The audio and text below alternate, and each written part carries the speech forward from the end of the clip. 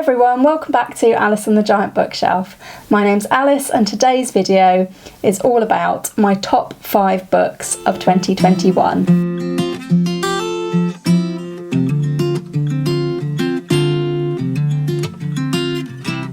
Hi everyone, welcome back to my channel. If you're new here, my name's Alice and I have way too many books. I'm currently trying to read my way through my backlog of over 200 books that I have bought and not read. So today's video is about books that I have actually read. It's going to be the second part of my mid-year reading roundup. My other video in this two-parter is linked in the description below, and that was my mid-year freakout tag. So no freaking out today.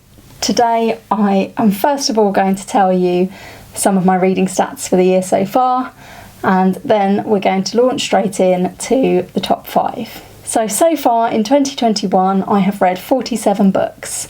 This is very impressive to me because last year, in the entirety of the year, I only read 41 books. I've set a target for myself this year to read 62 books, so I'm well on the way to completing that goal, and hopefully the reading doesn't slow down because I am just enjoying reading so much at the moment. Of those 47 books that I've read so far, 16 of them have been audiobooks. 28 of them have been from my giant bookshelf, my physical TBR, and 3 of them have been borrowed, which is very, very good for me because I usually borrow more books than that. So I think the year's going really well so far in terms of reading. Right, before we go into my top 5, I do want to say that I don't think I've read any book this year that I've actually given 5 stars to. This isn't because I haven't read any good books, it's because I'm very, very stingy with 5 stars. To get 5 stars, you have to literally be perfect, and I don't think books almost ever are perfect, or you have to be like my favourite book of all time. So it's pretty hard to get 5 stars from me. 4.5 is probably the top maximum, and the number 1 book on this list did actually get 4.5 stars from me. I'd probably give it a 9 out of 10 in my other rating system. Yeah, so the other books on this list, the other 4, are all sort of comfortably 4-star, maybe sneaking over into 4.5, but I gave them 4. I'm going to start with the one non-fiction on this list. I don't have the book here because my mum's borrowed it, and it was Agatha Christie's Murder in the Making by John Curran. I previously had read John Curran's Agatha Christie's Secret Notebooks, and they are just fascinating books about Agatha Christie and her way of writing. And John Curran has written about Agatha Christie's writing by being allowed to analyse her notebooks that she wrote in her lifetime. There are lots of them, and he has gone through them all and found out what's in them. For all the titles that she's written, it ranges really from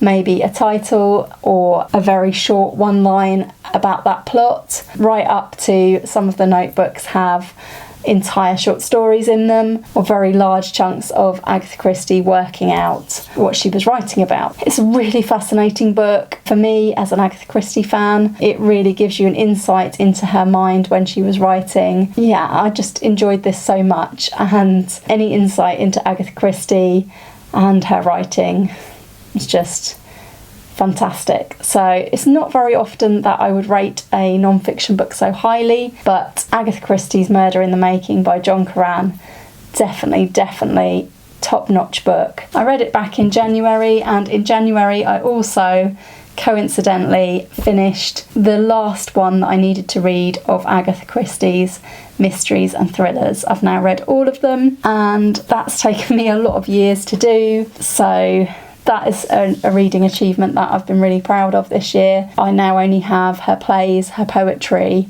and her autobiography left to read. So exciting times, and I still have the Mary Westmacott novels to read as well. Moving on to book number 4 on the list, I have chosen Help the Witch by Tom Cox. I would say I also think that this top 5 is unusual because it has quite a mix of genres in it. So this is a short story collection by Tom Cox. It has a very beautiful cover. I've spoken about this one in my April reading wrap up, so I won't go into as much detail here, but this has an amazing short story in it that I think is probably one of my favourite short stories that I've ever read, which is called Just Good Friends. I highly recommend this collection just for that story alone. And as you will know if you've watched any of my other videos, I am a big fan of Tom Cox.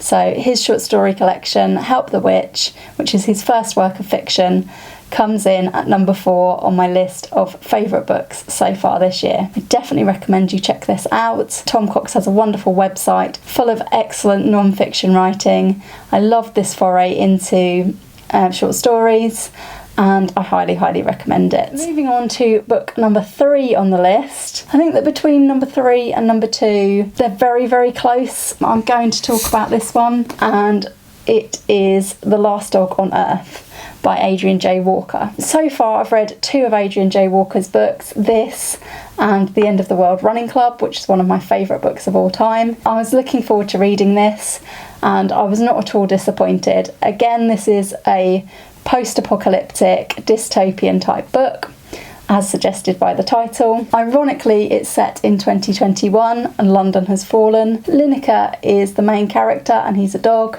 named after Gary Lineker, of course. The other narrator of this book, the other main character, is Lineker's owner, Reginald, and he's a very nervous man who has a lot of mental health issues and has found himself still alive in this post-apocalyptic world by keeping himself to himself, basically. And this is a story about Lineker and Reg going out of their comfort zone. It's just such a good book. If you've watched the other part of my mid-year reading roundup, you'll know that I cried very hard at this book. I won't give you any spoilers, but I absolutely loved this book and it deserves to be number 3 or maybe even number 2 on this list of books that I've loved so far this year. And don't mind the cat, he's decided to come into the video again.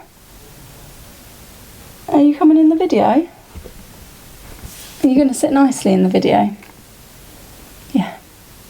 Okay. This is my cat Harry, if you haven't met him before, and he likes to make fleeting appearances in videos or chew my wires, which is usually very unfortunate. So anyway, we've reached my second favourite book of 2021, and that was Behind the Scenes at the Museum by Kate Atkinson. I've spoken about this in my April roundup. April was a very good month for reading books that I really enjoyed, and Behind the Scenes at the Museum is another great Kate Atkinson book. I didn't love it as much as I love Life After Life, but I certainly could see where Life After Life came from after reading Behind the Scenes at the Museum. It's the story of really a girl and her mother.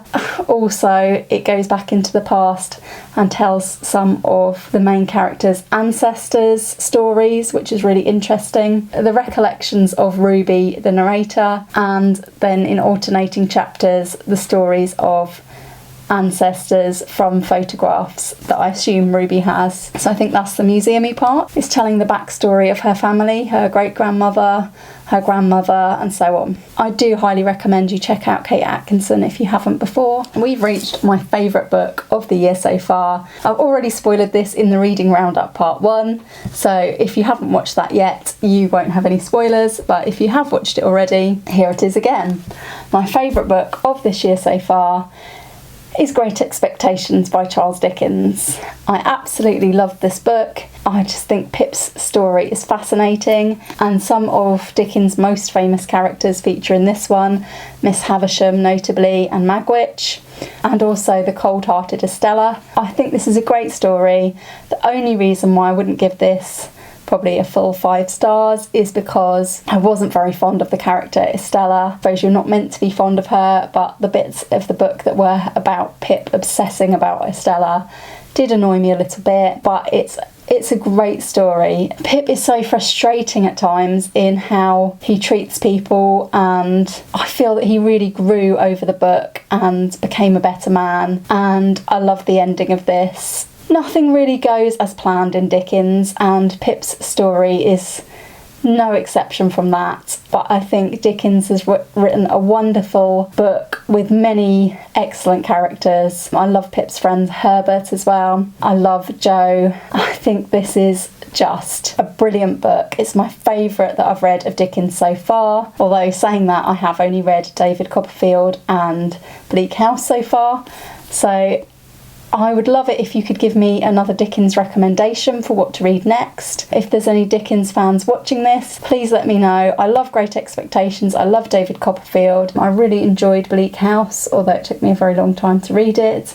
So if there are any recommendations for me, I'd love to hear them in the comments below. This is definitely my favourite book of the year so far, and it will be interesting to see if I read anything better or that I enjoy more in the latter half of the year. I'm looking forward to doing a lot of reading from my bookshelves, so we'll see if I have a new favourite by the end of December. If you haven't read any Dickens yet, I would highly recommend Great Expectations as one of the smaller ones, one of the easier to read Dickens, and it just has such great mysterious elements and suspenseful, scary parts to this book. It's just a brilliant read. Thanks for watching my top 5 of 2021 so far. I hope that you've all read some great books in 2021 too. Please do leave me a comment down below to let me know what has been your favourite book or your favourite 5 so far this year. I would love to hear what you've been enjoying reading. That's all from me today. Please do subscribe to my channel if you haven't already. I really appreciate all the support of the BookTube community that I've had so far. I've absolutely loved my first 2 months on BookTube. I've been made to feel very welcome, and I've really enjoyed talking about books with you on here and in the comments. I wish you all very happy reading for the rest of 2021, and I hope you will all join me again soon for another video all about books on Alice and the Giant Bookshelf. Bye for now.